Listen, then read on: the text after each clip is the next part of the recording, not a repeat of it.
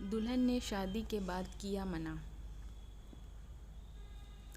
शादी के बाद विदाई का समय था। नेहा अपनी माँ से मिलने के बाद अपने पिता से लिपट कर रो रही थी और वहाँ मौजूद सभी लोगों की भी आंखों में आंसू थे।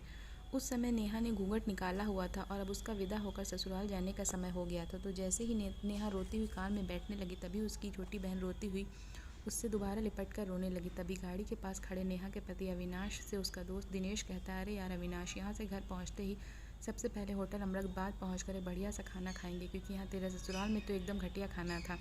ऐसा खाना तो हमारे यहाँ कुत्तों को भी नहीं खिलाते। तभी साथ ही खड़े अविनाश के छोटे भाई ने भी कहा, हाँ यार, यहाँ का खाना तो एकदम बकवास था और रसमलाई में तो रस ही नहीं था। ये कहते हुए तीनों ही ज़ोर ज़ोर से हंस रहे थे। तभी नेहा के पति अविनाश ने भी अपने ससुराल वालों की मजाक उड़ाते हुए कहा, हाँ यार, मैंने भी मजबूरी में ही यहाँ का खाना खा लिया, वरना मैं तो ऐसे खाने को तो हाथ भी नहीं लगाता।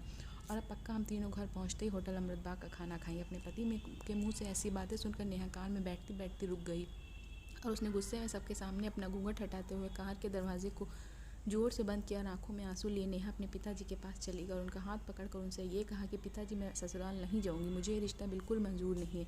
ये बात नेहा ने इतनी ज़ोर से कही कि सब लोग उसकी बात सुनकर हक्के बक्के रह गए। सब लोग नेहा के नज़दीक आ गए और नेहा के ससुराल वालों पर तो जैसे पहाड़ ही टूट पड़ा हो। नेहा के ससुर राधेश्याम जी ने आगे बढ़कर नेहा से पूछा कि नेहा बेटी, क्या बात है, तुम अचानक ही शादी होने के बाद अपनी विदाई के होने के समय उस शादी को नामंजूर कर रही। तभी नेहा कुछ देर चुप रहने के बाद अपनी आंखों में आंसू लिए अपने ससुर से बोली कि बाबूजी, आपको पता है मेरे माता पिता ने अपने सभी सपनों को मारकर हम सभी बहनों को इतना पढ़ाया लिखा और काबिल बनाया, और आप जानते हैं कि एक बाप के लिए उसकी बेटी क्या मायने रखती है। वैसे आप और आपका बेटा कभी नहीं जान सकते, क्योंकि बाबूजी आपके घर में तो कोई बेटी है ही नहीं, और आप जानते हैं मेरी शादी में आने वाले बारातियों के लिए खाने पीने की एक भी कमी न रह जाए। इसलिए मेरे पिताजी पिछले 3 महीने से रात को 2 से 3 बजे तक जग कर मेरी माँ के साथ ये योजना बनाते थे कि रसोईया कौन होगा, खाने में बारातियों के लिए किस किस तरह का खाना बनवाना है, बारातियों को कहाँ बिठाना है ताकि कहीं किसी को बुरा ना लग जाए। और शायद आप नहीं जानते, मेरी माँ ने पिछले 1 साल से एक भी नई साड़ी नहीं खरीदी, क्योंकि मेरी शादी में पैसों की कमी ना हो जाए। और आज भी मेरी माँ मेरी बड़ी बहन की साड़ी पहनकर खड़ी है। ये तो कुछ भी नहीं, मेरे पिताजी भी 150 रुपये की शर्ट के नीचे कई छेद वाली बनियान पहनकर खड़े हैं, और ये सब इसलिए ताकि मेरी शादी में कमी न रह जाए। लेकिन इतनी मेहनत करने के बावजूद भी शादी में आपके बेटे की रोटियां ठंडी लगी, उसके दोस्त को पनीर बकवास लगा, मेरे देवर जी को रसमलाई में तो रस ही नहीं मिला। और तो और मेरे पति अविनाश जी तो कह रहे थे कि वो तो ऐसे खाने को हाथ भी नहीं लगाते, बस उन्होंने तो मजबूरी में ही ये खाना खा लिया। अगर सब कुछ इन्होंने मजबूरी में ही खाया है तो इसकी क्या गारंटी है कि मुझसे शादी भी अपनी खुशी से ही कर रहे हैं। कल को अविनाश जी ये भी कह सकती कि मुझसे भी इन्होंने मजबूरी में ही शादी करी। और नेहा रोते हुए अपने ज़रूर से ये भी कह रही थी कि जिस माता पिता ने मेरी शादी में दिन देखा न रात बस शादी की तैयारी में लगे रहा, उन पर आज आपके बेटे और उनके दोस्त यूँ ज़ोर ज़ोर से हंस रहे हैं और उनकी इतनी बेइज्जती कर रहे हैं। कि आपके घर में माता पिता की इतनी ही इज्जत होती है? तभी नेहा के ससुर ने कहा, बेटी, इतनी छोटी सी बात पर तुम इतना नाराज़ हो गए थे। नेहा ने अपने ससुर की बात को काटते हुए कहा, बाबूजी, ये छोटी सी बात नहीं, अगर शादी के बाद मैं भी आपकी इज्जत ना करूँ तो आपको कैसा लगेगा। सुनते ही नेहा के ससुर ने शर्म के मारे अपनी आंखें नीचे कर ली। तभी नेहा ने कहा, लेकिन बाबूजी, आप चिंता ना करिए, हमारे अंदर हमारे अच्छे माता पिता के संस्कार हैं, किसी की बेइज्जती करना ये सब हमारे माता पिता ने हमें कभी सिखाया ही नहीं।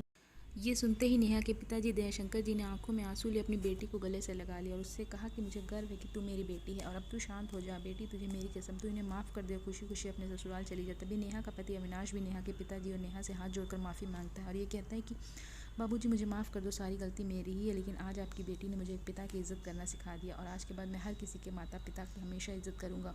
उसी वक्त नेहा के ससुर राधेश्याम जी भी आगे आकर अपनी बहू नेहा के सर पर हाथ रखकर कहते कि मैं तो बहू लेने आया था, लेकिन ईश्वर बहुत कृपालु, उसने मुझे बहू के रूप में एक बेटी दे दी, और वो भी इतने अच्छे संस्कार वाली, जो कि माता पिता का भी इतना सम्मान करती है। और अब बेटी, मेरे कहने से इन नालायकों को भी माफ़ कर दो, मैं हाथ जोड़ता हूँ तेरे सामने। तभी नेहा अपने ससुर जी के दोनों हाथों को पकड़ लेती और कहती, नहीं बाबूजी, आप मेरे पिता के समान हैं, कृपया आप मेरे सामने हाथ मत जोड़िए। तभी नेहा के पिताजी दयाशंकर जी भी कहते हैं, समझिए, आप मेरी बेटी के सामने हाथ जोड़कर हमें शर्मिंदा ना करें।